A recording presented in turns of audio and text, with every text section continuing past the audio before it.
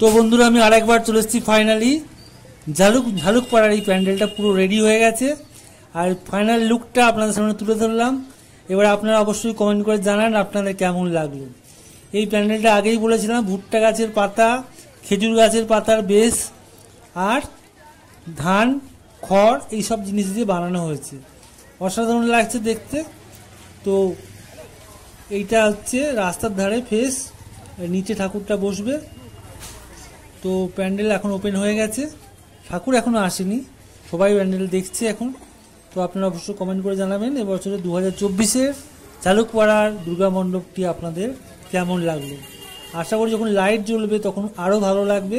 আর পাশে net type দিয়ে রাস্তার উপর টাঙানো হচ্ছে, ওর মধ্যে দিয়ে এলইডি লাইট ব্যবহার করা হয়েছে, খুব ভালো লাগবে।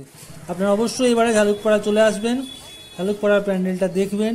আশা করি আপনাদের মনে অনেক আনন্দ দিতে পারবে। আর অবশ্যই বাকি পুজো মণ্ডপগুলো ভিজিট করবেন। সঙ্গে থাকুন, দেখতে থাকুন, আমি পরপর ভিডিও আনতে চলেছি। সমস্ত প্যান্ডেলের ফাইনাল লুক আপনাদের সামনে আমি তুলে ধরবো। এছাড়াও প্রতিমার যে তৈরি হয়েছে সেগুলোর ফাইনাল লুক আমি নিয়ে আসতে চলেছি। সঙ্গে থাকুন, দেখতে থাকুন, চ্যানেলটা সাবস্ক্রাইব করে দিন। ধন্যবাদ।